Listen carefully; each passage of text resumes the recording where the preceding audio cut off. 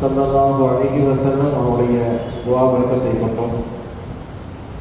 அன்பியாக்கள், அவுலியாக்கள், நாதாக்கள், சுஹதாக்கள், சாலிஹீன்களுடைய துஆ பரக்கத்தை கொண்டோம். என்னுடைய இமாமாகிய முத்துப்பேட்டை ஷேக் அதாவது காமில் வலியுல்லாஹ் அவர்களுடைய துஆ பரக்கத்தை கொண்டோம். 7ஆம் ஆண்டு முத்துப்பேட்டை ஷேக் அதாவது காமில் வலியுல்லாஹ் அவர்களுடைய மௌலூது மஜ்லிஸ் மந்தூரி விழா நிகழ்வு இன்று சிறப்பாக நடைபெற இருக்கின்றது. இந்த நிகழ்விற்கு என்னுடன் அனைத்து வகையிலும் தோழமை புரிந்த என்னுடைய நண்பர்களுக்கும் விழா குழுவினர்களுக்கும் என்னுடைய மனமார்ந்த வாழ்த்துக்களை தெரிவித்துக் கொண்டு இந்த நிகழ்விற்கு தொடர்ந்து நல்ல ஆதரவு கொடுத்து வரும் விசுவான்களுக்கும் என்னுடைய நன்றியை தெரிவித்துக் கொள்கின்றேன். இந்த நிகழ்வு முதல் அமர்வானது இன்ஷா அல்லாஹ் இனிதே துவங்க இருக்கின்றது. இந்த முழு நிகழ்விற்கும் கூத்தாண்டலூர் ஆலிம் சாஹிப் அக்பர் தைக்கானுடைய தலைமை இமாம் ஹஜ்ரத் மீரான் முகமது மீரான் அவர்களை தலைமையேற்று நடத்தி தருமாறு அன்போடு கேட்டுக்கொள்கின்றேன்.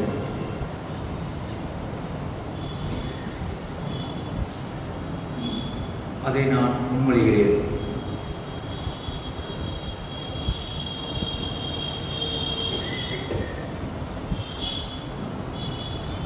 அஸ்ஸலாமு அலைக்கும் வரஹ்மத்துல்லாஹி தஆலா வ பரகாத்துஹு.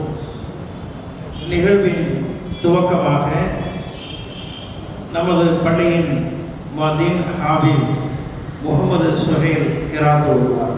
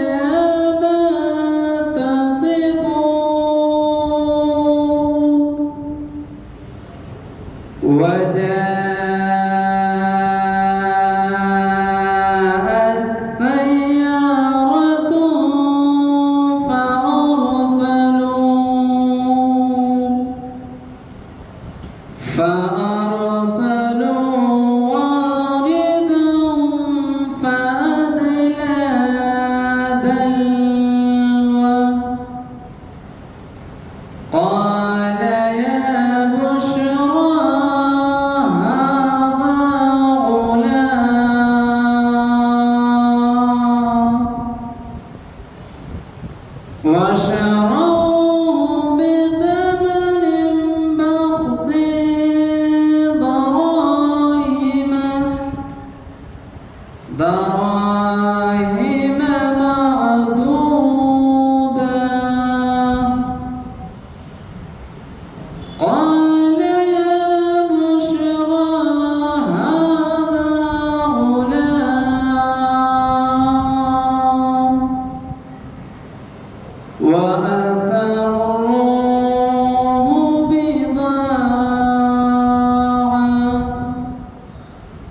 والله عليم بما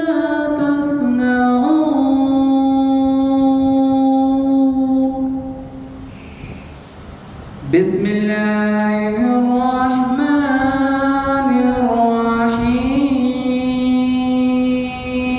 الرحيم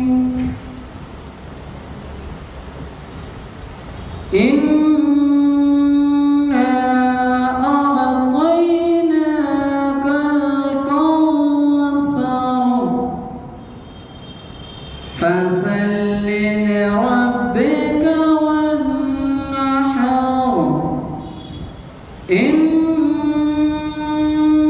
شانئك هو الأبتر صدق الله العظيم.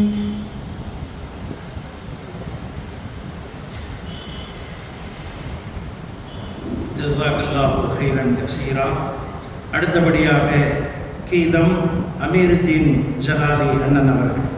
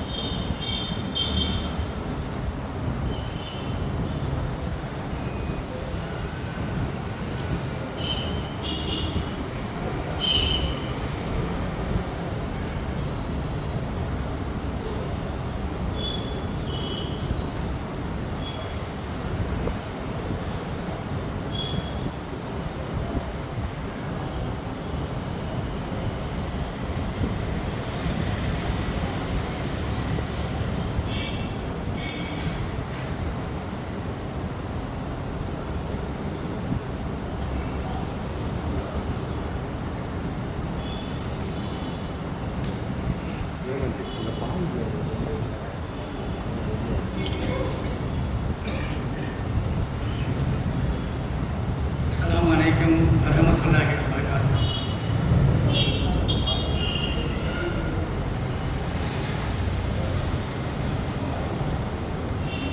சிறு சிறுவென வயக்காற்றில் சின்னென்ற நீரோடை சங்கீதம் பாடுலங்க வந்து ஆங்காங்கே தென்னை மரம் அதன் நடுவே தென்னூடு சேகுதாவுதாடுகின்ற கோட்டை மனநோய்க்கு மருந்தடும் தானே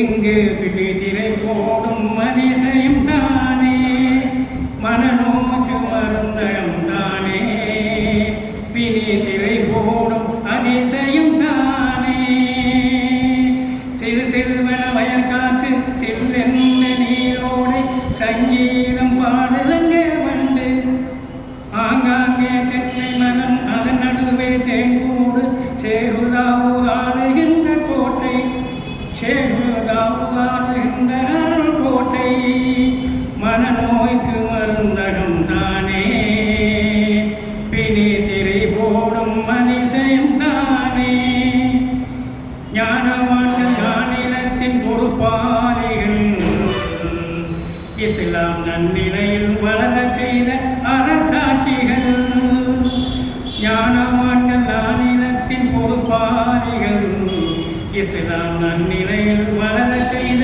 அரசாட்சிகள் பார்முழுதும் சுத்தி வந்த பரதேசிகள் பார்முழுதும் சுத்தி வந்த பரதேசிகள் தன்னை பக்கீராக காட்டிக் கொண்ட பரஞ்சோடிகள் பார்வையினால் நிலை மாற்றுவார் மார்க்க மரபுகளை நிலை நாட்டுவார் பார்வையினால் நிலை மாற்றுவார் மார்க்க மரபுகளை நிலை நாட்டுவார்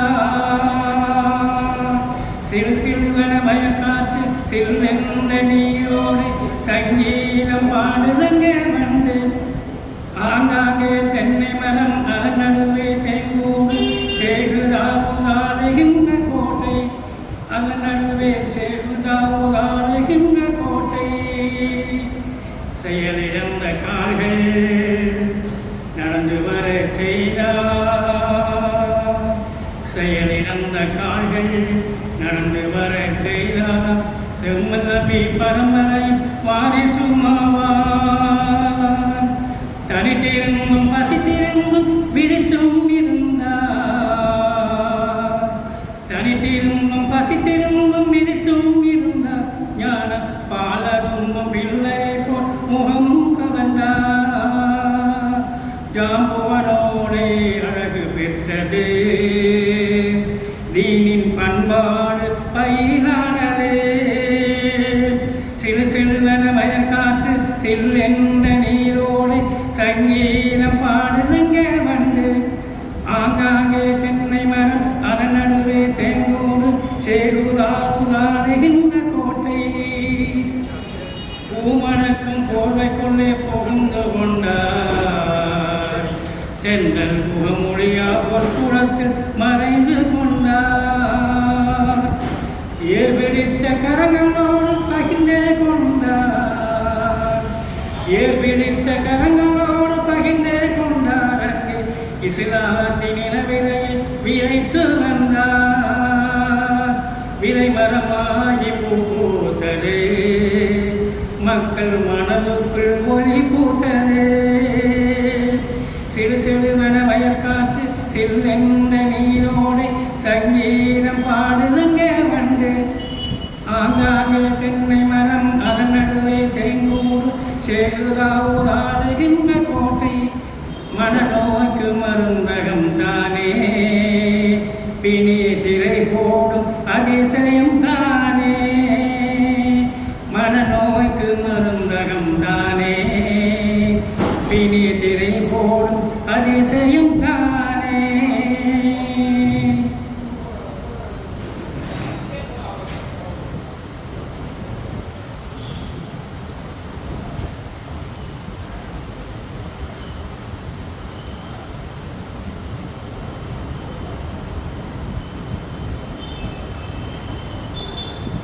அனைத்து நோயும் அணைந்து போகும் உங்கள் தூய பார்வையில்.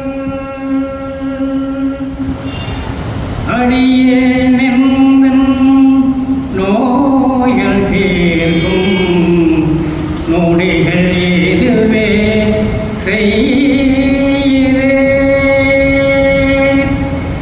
அனைத்து நோயும் அணைந்து போகும் உங்கள் தூய பார்வையில். அடியே நெந்தன் நோயில் தீர்க்கும் நொடிகள் இதுவே செய்யுதே.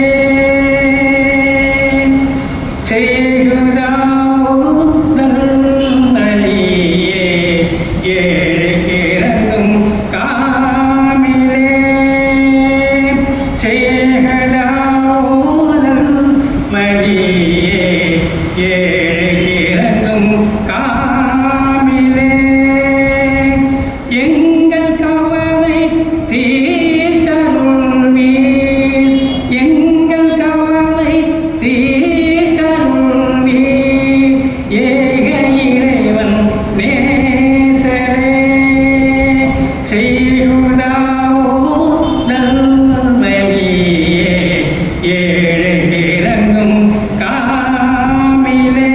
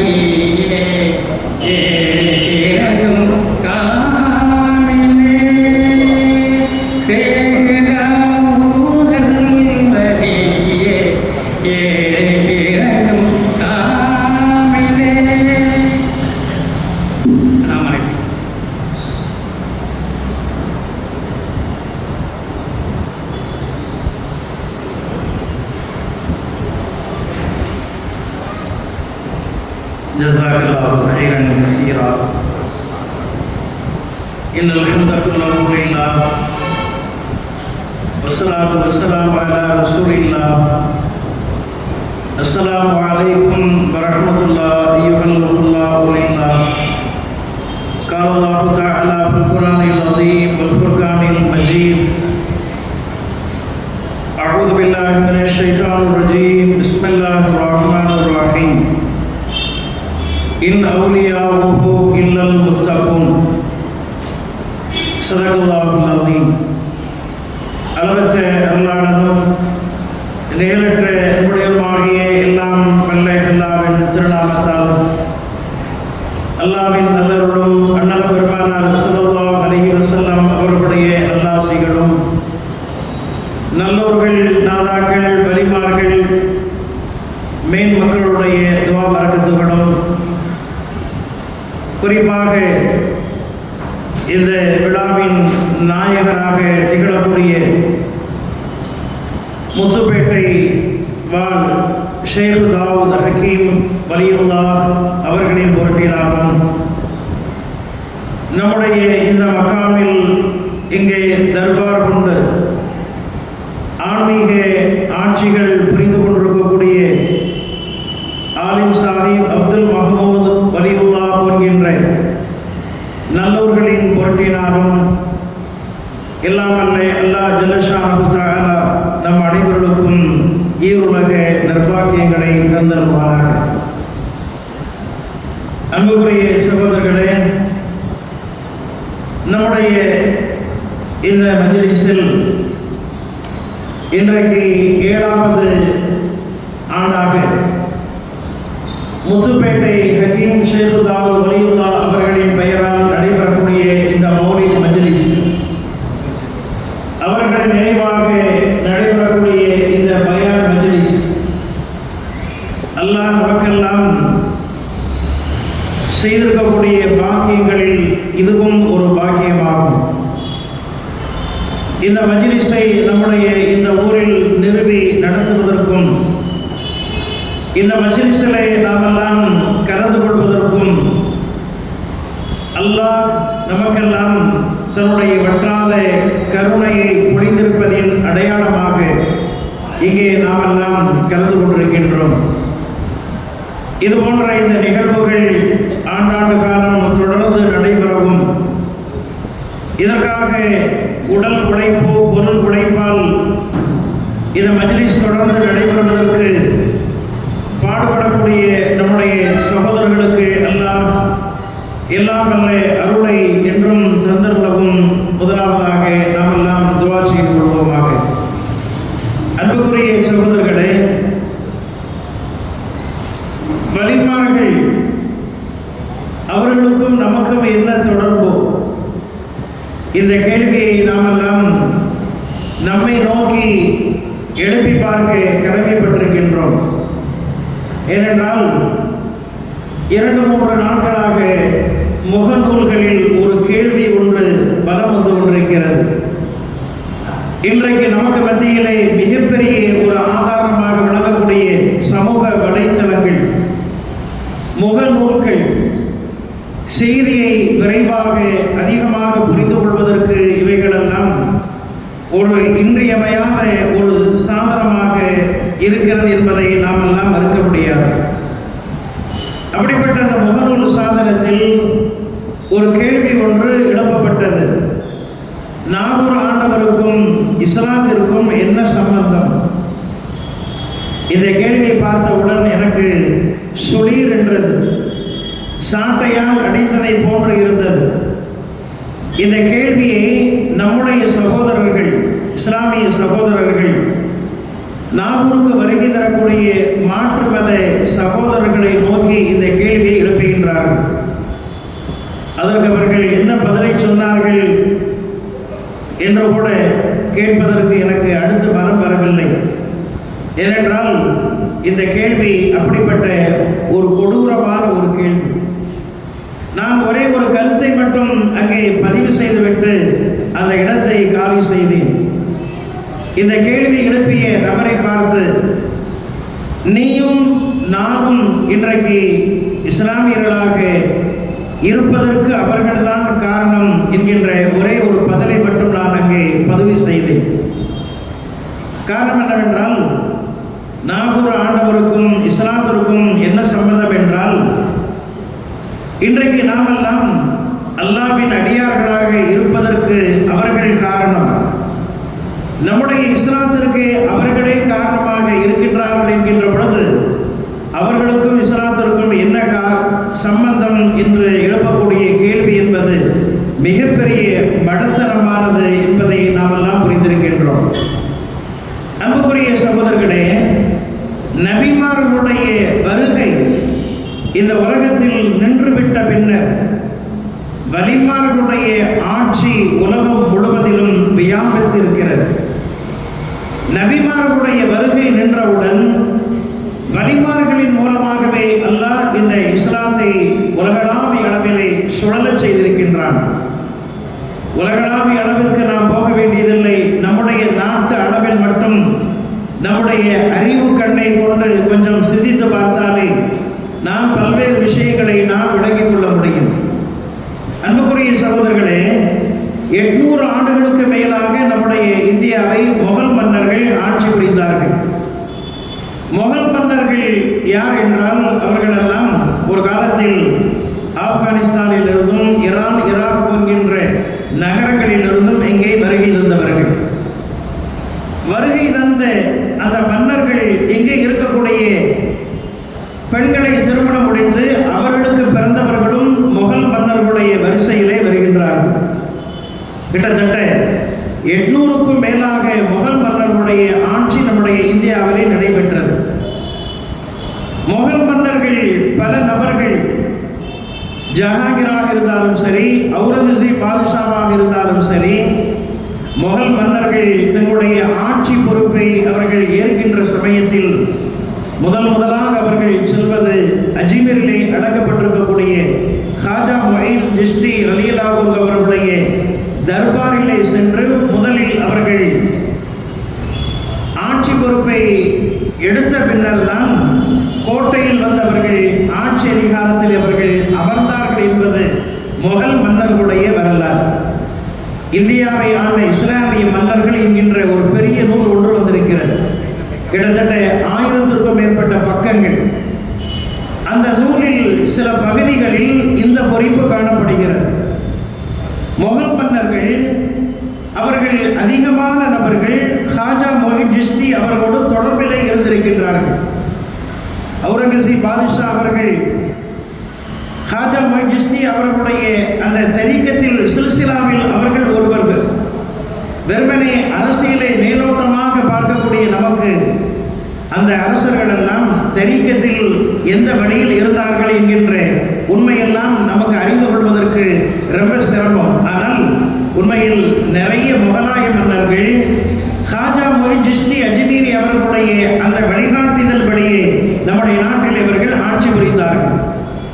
சுருக்கமாக சொல்ல வேண்டுமானால், முகலாய மன்னர்களுடைய உடல்தான் ஆட்சி கட்டிலே அமர்ந்திருந்தது. ஆனால் ரூஹானியத்தான முறையில், உயிரோட்டமான முறையில் நம்முடைய நாட்டை ஆட்சி செய்தவர்கள் அஜ்மீரிலே அடக்கப்பட்டிருக்கக்கூடிய காஜா மொயின் சிஸ்தி அவர்கள்தான். இதை நான் சொல்லவில்லை. ஆங்கிலேய பத்திரிகையாளர் ஒருவர் அஜ்மீருக்கு வருகிறார். வந்து அங்கே எல்லா இடங்களையும் சுற்றி பார்த்துவிட்டு விசிட்டர் கையேட்டில் ஒரு வார்த்தை ஒன்றை இவர் எழுதுகின்றார். இன்றைக்கு பதில் லண்டனிலே பாதுகாப்பாக வைக்கப்பட்டிருக்கிறது. நான் இந்தியா சென்றேன். இந்தியாவிலே அஜ்மீர் என்கின்ற ராஜஸ்தான் மாநிலத்தில் அஜ்மீர் என்கின்ற ஒரு சிறிய ஊர், அங்கே போனேன். அங்கே ஒரு பகீருடைய கல்லறை ஒன்று இருந்தது.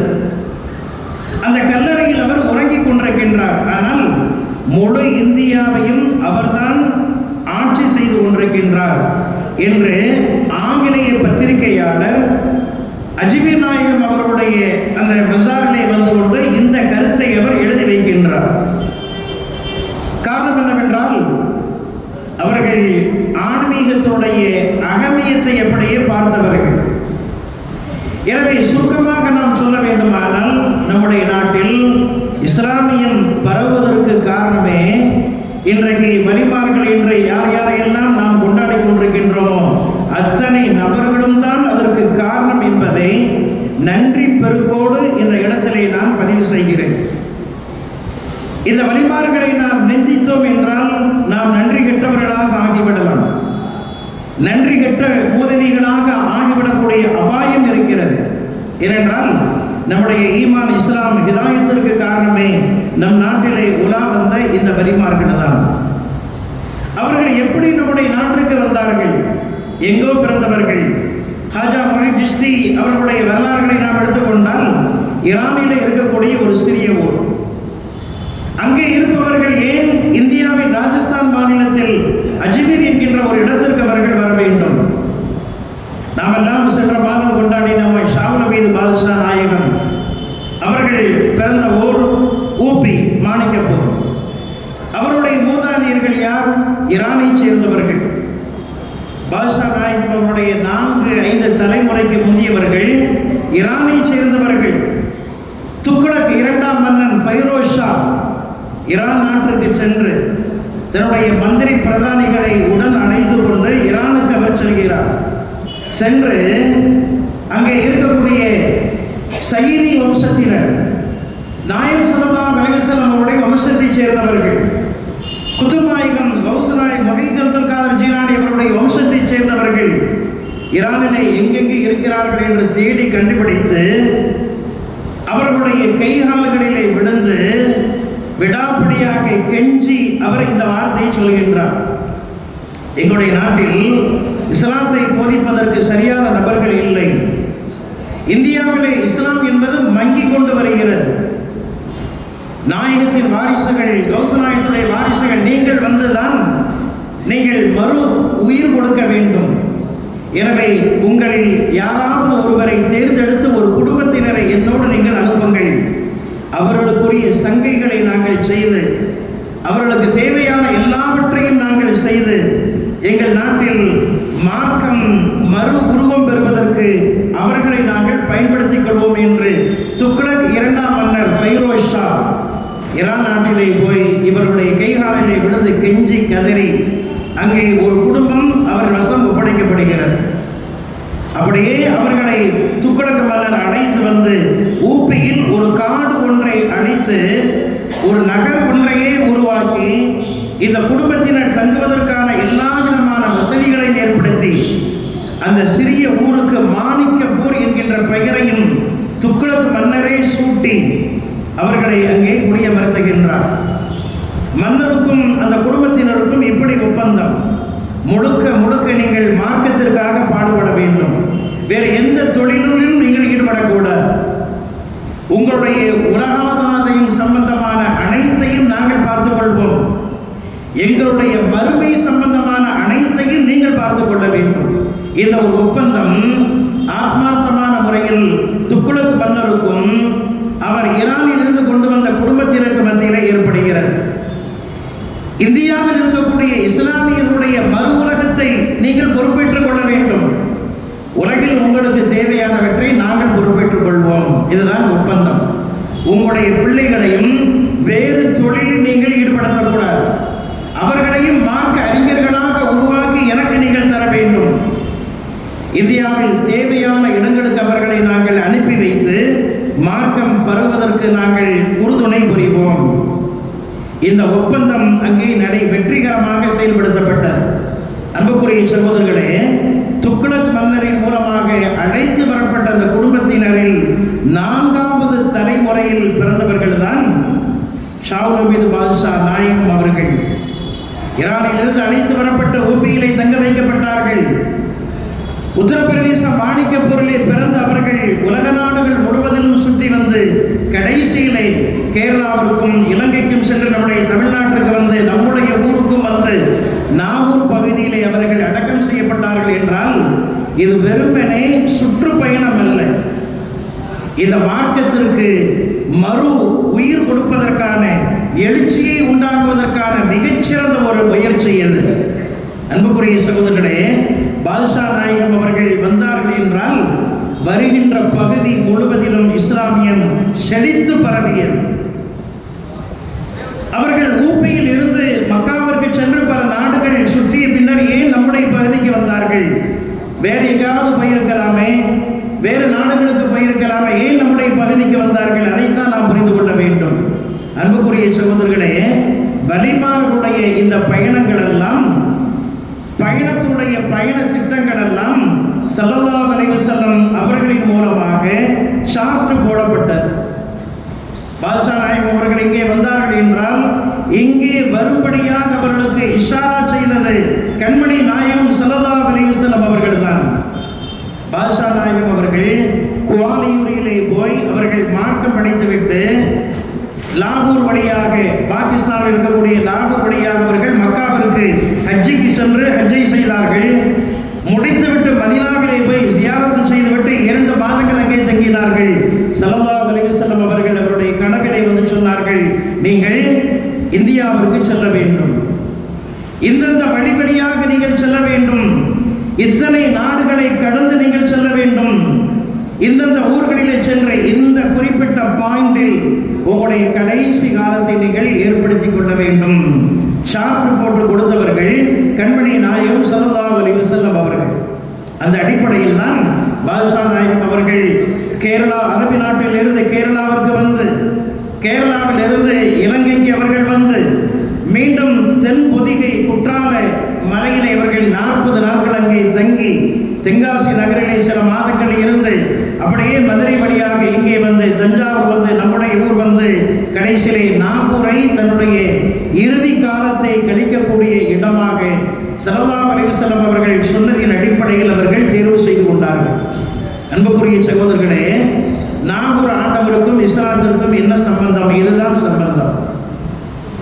வலிமார்களுடைய பயணம் என்பது ஸல்லல்லாஹு அலைஹி வஸல்லம் அவர்கள் மூலமாக திட்டமிட்டு காட்டப்பட்டது. அஜ்மீரில் அடக்கப்பட்டிருக்கக்கூடிய காஜா மொய்ன் சிஸ்தி அவர்கள், அவருடைய வரலாறுகளை நாம் எடுத்துக்கொண்டாலும் இப்படித்தான். மதீனாவிலே போய் அவர்கள் விடாப்பிடியாக தங்கிவிட்டார்கள். மக்காவிலே ஹஜ்ஜை முடித்துவிட்டு மதீனாவிலே போய் அவர்கள் விடாப்பிடியாக தங்கிவிட்டார்கள். கண்மணி நாயகம் அவர்கள் துயில் கொள்ளக்கூடிய இந்த ஊரை விட்டும் செல்வதற்கு என்னுடைய மனம் விரும்பவில்லை, இங்கே நான் தங்கி விடுகிறேன் என்றவர்கள் விடாப்பிடியாக அங்கே தங்கினார்கள். ஸல்லல்லாஹு அலைஹி வஸல்லம் அவர்கள் அவருடைய கனவிலே வந்து எச்சரிக்கையோடு அவர்கள் சொன்னார்கள், இஹ்ருஜ் மின் ஹுனா. இஸ்லாமிய வரலாற்றிலே எழுதப்பட்டிருக்கிறது. ஸல்லல்லாஹு அலைஹி வஸல்லம் அவர்கள் சொன்னார்கள், இஹ்ருஜ் மின் ஹுனா, இங்கிருந்து சீக்கிரம் வெளியே போ, இஸ்ராஈல் ஹிந்த். இந்த வார்த்தையே நாம் எவ்வளவு பெரிய வார்த்தை என்று நாம் தெரிந்து பார்த்தாலே, அரபு டிக்ஷனரியை பார்த்தாலே புரிந்து கொள்ள வேண்டும். இங்கிருந்து வெளியாக, இஸ்ராஈல் ஹிந்த், இந்தியாவிற்கு வேகமாக போ. ஏனென்றால் இந்திய திருநாட்டில் குஃபுர் என்பது அதிகமாகிவிட்டது, இறை மறுப்பு என்பது அங்கே மிகுந்து போய்விட்டது, நீங்க வேகமாக போங்க அப்படின்னு ஸல்லல்லாஹு அலைஹி வஸல்லம் அவர்கள் காஜா மொய்ன் சிஸ்தி அவர்களுடைய கனவிலே வந்து சொன்னார்கள். வெளியே போ அப்படின்னா என்ன அர்த்தம்? சீக்கிரமா வெளியே போ, உன்னுடைய தேவை இங்கே விடவும் நான் எங்க போக சொல்கிறேனோ அங்கே அதிகமாக தேவை. இஸ்ராஈல் ஹிந்த், இந்தியாவுக்கு வேக வேகமாக போ என்று அவர்கள் ஸல்லல்லாஹு அலைஹி வஸல்லம் அவர்கள் அவசரப்படுத்தினார்கள். இந்த வார்த்தை, நான் சொல்லக்கூடிய இந்த வார்த்தை அவருடைய வரலாற்றிலே அப்படியே எழுதப்பட்டிருக்கிறது. காஜா மொய்ன் சிஸ்தி அவர்கள் பல நாடுகளிலே சுற்றிவிட்டு கடைசியிலே விரல் விட்டு எண்ணக்கூடிய சில பகீர்களோடு, நண்பர்களோடு இந்தியாவிற்குள் நுழைந்தார்கள். நன்றாக நாம் கவனிக்க வேண்டும். இந்திய எல்கையில் அவர்கள் நுழைகின்ற பொழுது விரல் விட்டு எண்ணிவிடலாம் இத்தனை நபர்களோடு வந்தார் என்று. ஏனென்றால் ராஜபுத்திர மன்னர்கள் ஆண்டு கொண்டிருந்த நேரத்தில்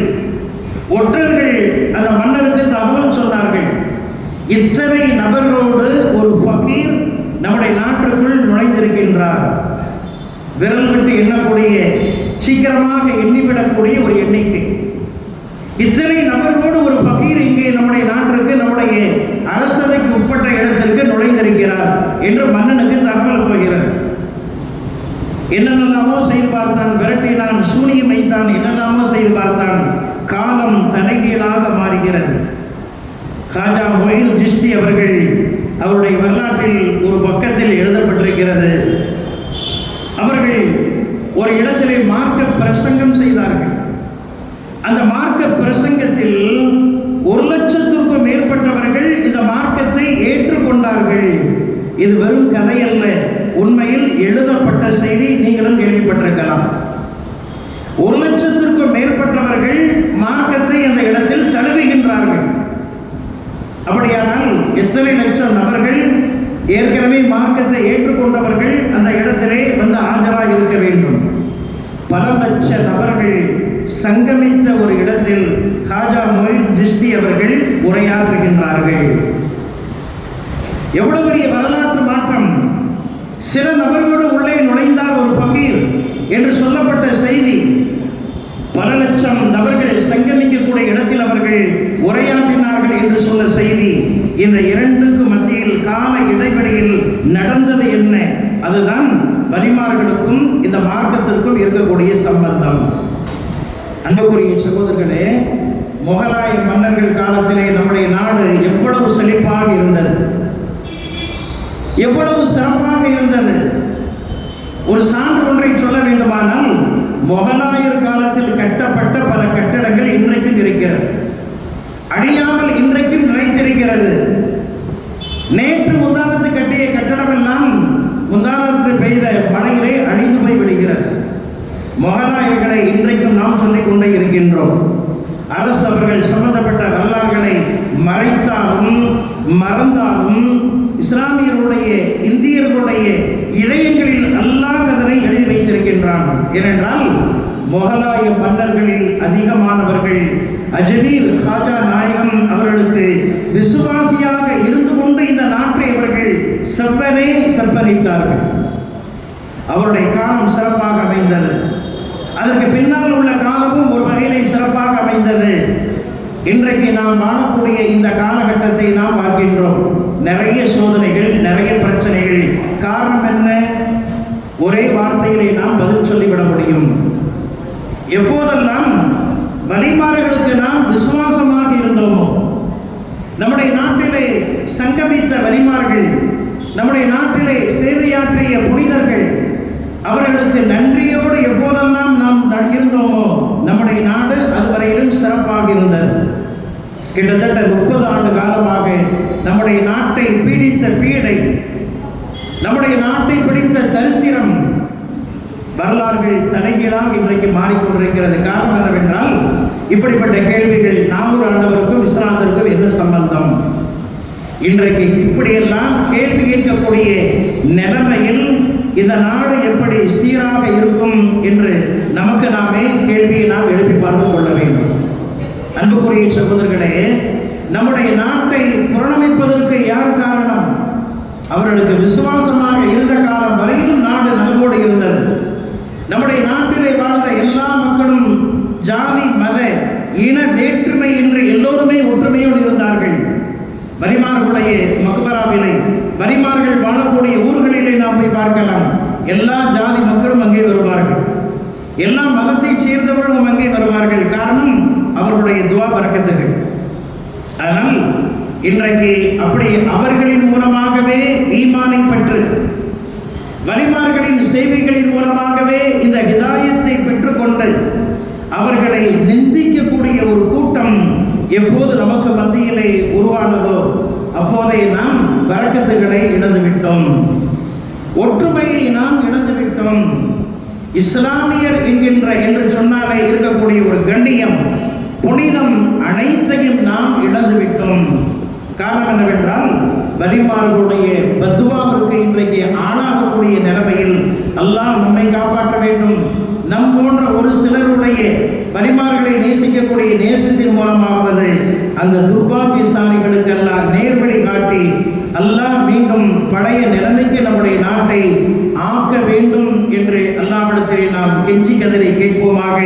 இது போன்ற இந்த விழாக்கள் எல்லாம் வலிமார்களை நினைவு கூறுவது மட்டுமல்ல, நம்முடைய நாட்டிற்கு அடித்தளமாக வழங்கக்கூடிய ஒரு தேசிய ஒற்றுமையை உருவாக்கக்கூடிய கூட்டம் தான் வலிமார்களுடைய நினைவு தின இந்த கூட்டங்கள் என்பதை சொல்லி எல்லாவற்றிற்கும் அல்லாஹ் ஜல்லஷானஹு தஆலா ஆண்டாண்டு காலம் இந்த நிகழ்ச்சியை இங்கே நடத்துவதற்கு கிருபை செய்துள்ளானாக என கேட்டு முடிக்கின்றேன்.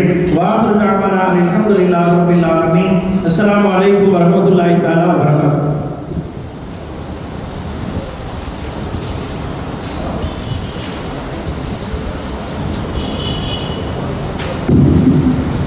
நாம் ஆவலோடு எதிர்பார்த்து கொண்டிருக்கக்கூடிய சிறப்பு பேச்சாளர் நாச்சிகுளம் பெரிய பள்ளியின் தலைமை இமாம் கணிதக்குரிய மௌலானா மௌலவி அல்ஹாபில் அல்ஹாஜ் ஹெச் ஷாவுல் ஹமீத் ஜமாலி பையாசி அவர்கள் இங்கே வருகை தந்திருக்கின்றார்கள். நமக்கு மத்தியில் இன்ஷா அல்லாஹ் இன்னும் ஒரு 10 நிமிடம் இங்கே பேசிவிட்டு மீண்டும் மகிழ்வுக்கு பின்பு அவர்கள் பயானை தொடர்வார்கள் என கேட்டு முடிக்கிறேன். அஸ்ஸலாமு அலைக்கும் வரஹ்மத்துல்லாஹி தஆலா வபரகாத்துஹு.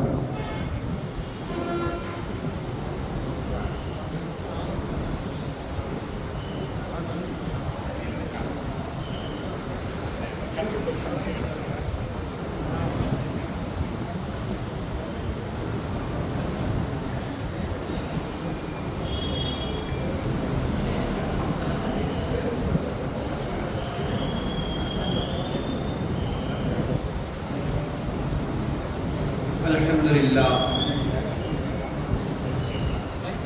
அஸ்ஸலாமு அலைக்கும் வரஹ்மத்துல்லாஹி வபரகாத்துஹு. அல்ஹம்துலில்லாஹ் அல்ஹம்துலில்லாஹ் நஹ்மதுஹு வ நஸ்தஈனுஹு வ நஸ்தக்ஃபிருஹு வ நு'மினு பிஹி வ நதவக்கலு அலைஹி வ நஅஊது பில்லாஹி மின் ஷுரூரி அன்ஃபுஸினா வ மின் ஸய்யிஆத்தி அஅமாலினா மன் யஹ்திஹில்லாஹு ஃபலா முதில்ல லஹு வ மன் யுضلل ஃபலா ஹாதிய லஹு ونشهد أن لا إله إلا الله وحده لا شريك له ونشهد أن محمدا عبده ورسوله. أما بعد فقد قال الله تعالى في القرآن العظيم القرآن المجيد أعوذ بالله من الشيطان الرجيم بسم الله الرحمن الرحيم إن الله وملائكته يصلون على النبي يا أيها الذين آمنوا صلوا عليه وسلموا تسليما. اللهم صل على رسولك سيدنا ونبينا ومولانا محمد وعلى آل سيدنا محمد وبارك وسلم عليه. اللهم صل على رسولك سيدنا ونبينا ومولانا محمد وعلى آل سيدنا محمد وبارك وسلم عليه. اللهم صل على رسولك سيدنا ونبينا ومولانا محمد النبي الأمي وآله وصحبه وسلم. அளவற்ற அருளாளரும் நிகரற்ற அன்புடையோடுமாகிய இந்த உலகத்தை எல்லாம் படைத்து பரிபாலித்துக் கொண்டிருக்கக்கூடிய, இன்னும் தன்னால் படைக்கப்பட்ட எல்லா விதமான ஜீவராசிகளுக்கும் என்னென்ன தேவையோ அந்த நாட்டத்திற்கு, அந்த வஸ்துடைய, அந்த பொருட்களுடைய நாட்டத்திற்கு தகுந்தாற்போல் அந்த நாட்டத்தை நிறைவேற்றிக் கொண்டிருக்கக்கூடிய, ஒவ்வொரு செகண்டும் தான் இருக்குகிறேன் என்பதை நிரூபித்து காட்டிக் கொண்டிருக்கக்கூடிய வல்ல ரஹ்மானுக்கே சர்வ புகழ் குறித்தார்கள். இந்த உலகத்திலே நாம் முஸ்லிம்களாகவும் மூமின்களாகவும் வாழ்ந்து கொண்டிருப்பதற்கு முற்றிலும் காரணமாக இருக்கக்கூடிய நமது உயிரினும் மேலான கண்மணி நாயகம் ஸல்லல்லாஹு அலைஹி வஸல்லம் அன்னார்கள் மீதும் அன்னார்களுடைய குடும்பத்தார்கள், சத்திய சஹாபாக்கள், ஷுஹதாக்கள், சாலிஹீன்கள், இன்னும் அவுலியாக்கள், வலிமார்கள் என்று சொல்லக்கூடிய அல்லாஹ் தஆலாவுக்கு மிக பிரியமான இறை நேசர்கள், இன்னும் நம் போன்ற மூமினான ஆண்கள், பெண்கள் அனைவர்கள் மீதும் அல்லாஹ் தஆலாவுடைய நற்கிருபையும் நல்ல அருளும் உண்டாகட்டுமாக. கண்ணியமிக்க அல்லாஹ்வின் நல்லடியார்களே, பெரியோர்களே, சகோதரர்களே, அல்லாஹ் தஆலாவுடைய மாபெரும் கிருபையினால் இன்று மகான் முத்துப்பேட்டை அல் ஹக்கீம் ஷேக்தாத் வலியுல்லாஹ் அவர்களுடைய சிறப்பு மிகு மௌலூத் ஷரீஃபுக்கு, இந்த கண்ணியமான புனிதமான மஜ்லிஸிற்கு வருகை தரக்கூடிய, இன்னும் வருகை தந்திருக்கக்கூடிய நம் அனைவர்களுக்கும் மாபெரும் பாக்கியமாக அல்லாஹு தஆலா தந்திருக்கிறான். இது அல்லாஹு தஆலாவுடைய மாபெரும் கிருபையாகும். அல்லாஹு தஆலா ஒரு மனிதனுடைய ஈமானையும் இஸ்லாத்தையும் கடைசி வரை அல்லாஹ் தஆலா நிரந்தரமாக அவருக்கு தூய உணர்வோடு இருப்பதற்காக அல்லாஹ் தஆலா நாடிவிட்டால் அவர்களை வலிமார்கள், சுஹதாக்கள், சாலிஹீன்களுடைய சுஹபத்திலே இருக்க செய்வான், அவர்களுடைய நட்பிலே இருக்க செய்வான். அப்படிப்பட்ட வலிமார்கள், சுஹதாக்கள், நபிமார்கள், சாலிஹீன்களுடைய சுஹபத்திலே இருக்கக்கூடியவர்களுடைய அந்தஸ்தை அல்லாஹ் தஆலா ஒருபொழுதும் குறைத்ததே கிடையாது. அப்படிப்பட்ட உயர்வான நபிமார்கள், சுஹதாக்கள், சாலிஹீன்கள், முத்தகீன்கள் என்று சொல்லக்கூடிய நல்லவர்களுடைய சுஹபத்திலே, அதாவது நட்புணர்விலே அல்லாஹ் தஆலா நம் அனைவர்களையும் கியாமத் நாள் வரை வரக்கூடிய நம்மளுடைய வாரிசுகளையும் அல்லாஹ் தஆலா இருக்க செய்வானாக. கண்ணியமிக்க அல்லாஹ்வின் நல்லடியார்களே, பெரியோர்களே, வலிமார்கள் என்று சொல்லக்கூடியவர்கள் நபிமார்களுக்கு அடுத்ததாக நமக்கு அல்லாஹ் தஆலா வழங்கப்பட்ட மாபெரும் உயர்வான தீனை எடுத்து சொல்லக்கூடிய ஒவ்வொரு முஸ்லிமான மூமினான ஆண்கள், பெண்கள் அனைவர்களுடைய உள்ளத்திலேயும் நிரந்தரமாக ஈமானை கரிப்படுத்தக்கூடிய மிக உயர்வான காரியத்தை செய்யக்கூடிய நல்லடியார்கள் நபிகள் பெருமானார் ஸல்லல்லாஹு அலைஹி வஸல்லம் அவர்கள் இந்த துன்யாவிலே அல்லாஹ் தஆலா அவர்களுடைய பணியை செம்மைப்பட செய்து வைத்த பிறகு அல்லாஹ் தஆலா அவர்களுக்கு ஒரு வாக்குறுதியை தந்தான். அந்த வாக்குறுதி என்னவென்று சொன்னால், நபியே, நீங்கள் கவலைப்படாதீர்கள், உங்களுடைய தீனை கியாமத் நாள் வரை சிறந்ததாகவும் சிறப்பாகவும் உயர்வானதாகவும் ஆக்குவதற்கு நான் பொறுப்பேற்றுக் கொள்கிறேன் என்று அல்லாஹ் தஆலா நபிகள் பெருமானார் ஸல்லல்லாஹு அலைஹி வஸல்லம் அவர்களிடத்திலே வாக்குறுதி கொடுத்ததின் காரணத்தினால் நபிகள் பெருமானார் ஸல்லல்லாஹு அலைஹி வஸல்லம் அவர்களுக்கு பிறகு அவர்களுடைய ஈமானை தாண்டி வந்த சஹாபாக்கள் அந்த தீனை செய்தார்கள்.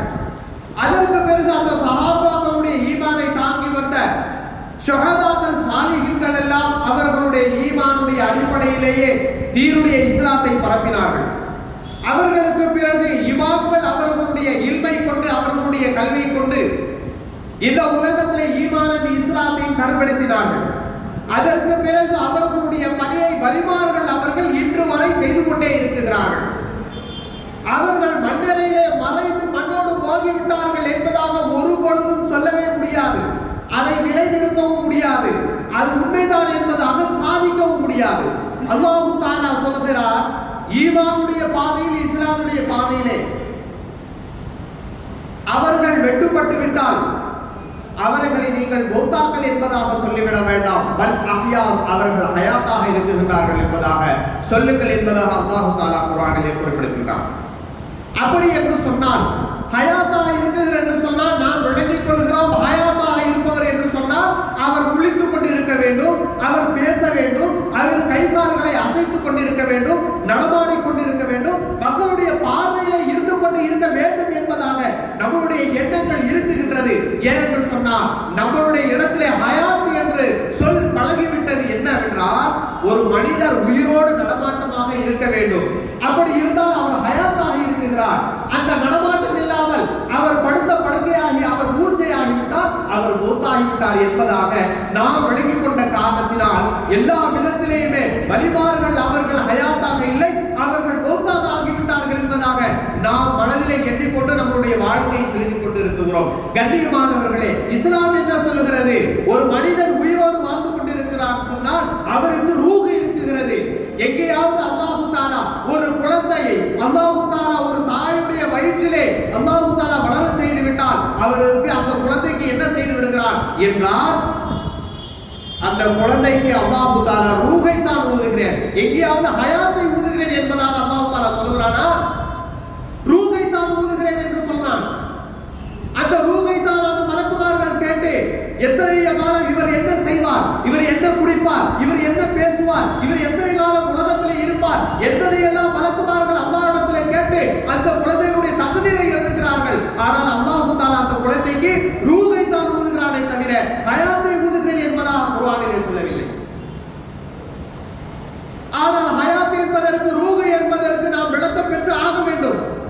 அப்படி ரூஹுக்கும் ஹயாத்துக்கும் நாம் விளக்கம் பெற்றால் தான் வலிமார்கள் எப்படி ஹயாத்தாக இருக்கிறார்கள் என்பதை நாம் சிந்தித்து வைக்க முடியும். அதன் அடிப்படையில் நம் அறிவு செல்லும். இல்லை என்று சொன்னால் அவர்கள் எப்படி ரூஹில்லாமல் மனிதர்கள் இறந்து விடுகிறார்களோ அதுபோன்றுதான் அவர்களும் மௌத்தாக இருக்கிறார்கள் என்ற சிந்தனை தான் நம்மிடத்தில் ஓடிக்கொண்டிருக்கும். அவர்கள் வலிமார்கள் என்பவர்கள் நபிமார்களுடைய வாரிசாக இருந்து கொண்டிருக்கிறார்கள். நபிகள் பெருமானார் ஸல்லல்லாஹு அலைஹி வஸல்லம் அவர்களுடைய இல்மை தாங்கியவர்களாக இருக்கின்றார்கள். அவர்களை அல்லாஹ் தஆலா இந்த உலகத்திற்கு நூறாக அனுப்பினார். நபிகள் பெருமானார் ஸல்லல்லாஹு அலைஹி வஸல்லம் அவர்கள் சொன்னார்கள், நான் அல்லாஹ்வுடைய நூறாக இருக்கின்றேன், அல்லாஹ்வுடைய நூறிலிருந்து படைக்கப்பட்டிருக்கிறேன். இந்த உலகத்தில் உள்ள எல்லா வஸ்துக்களும் என்னுடைய நூறிலிருந்து படைக்கப்பட்டது என்பதாக நபிகள் பெருமானார் ஸல்லல்லாஹு அலைஹி வஸல்லம் அவர்கள் எப்பொழுது சொன்னார்களோ அந்த நூறிலே தான் இந்த உலகம் பிரபஞ்சம் எல்லாமே அவர்களுடைய நூறிலே தான் இருந்து கொண்டிருக்கிறது.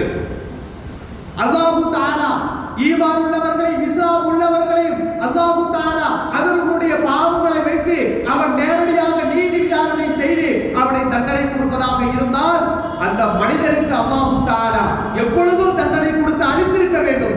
ஏதோ அல்லாஹ் தஆலா இன்னும் அல்லாஹ் எவ்வளவு பாவம் செய்தால் அவன் விட்டு வைத்துக் கொண்டே இருக்கிறான் என்று சொன்னால் அவன் பார்வை இஸ்லாமான மனிதன், ஈமானான மனிதன், முஸ்லிமான மனிதன், முஸ்லிமான பெண் என்பதாக அல்லாஹ் தஆலா பார்க்கவில்லை. மாறாக அவன் பார்ப்பது முஹம்மது ரசூலுல்லாஹி ஸல்லல்லாஹு அலைஹி வஸல்லம் அவர்களுடைய நூறாக இருக்கிறார்கள் என்ற கோணத்திலே பார்ப்பதின் காரணத்தினால் அங்கே நபிகள் பெருமானார் ஸல்லல்லாஹு அலைஹி வஸல்லம் அவர்களுடைய உயர்வுதான் இந்த உம்மத்திலே தெரிகிறது.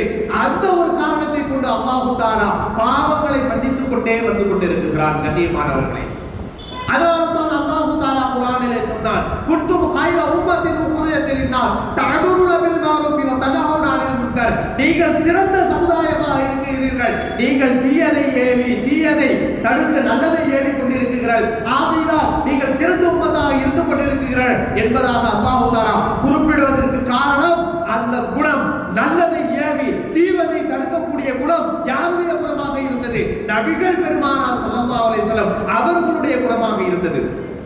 அந்த குணத்தை தான் வலிமார்கள் எல்லாம் இன்றும் பறைசாட்டிக் கொண்டிருக்கிறார்கள். ஆகையால் தான் அவர்களுடைய வாழ்க்கை ஜொலித்துக் கொண்டே இருக்கிறது.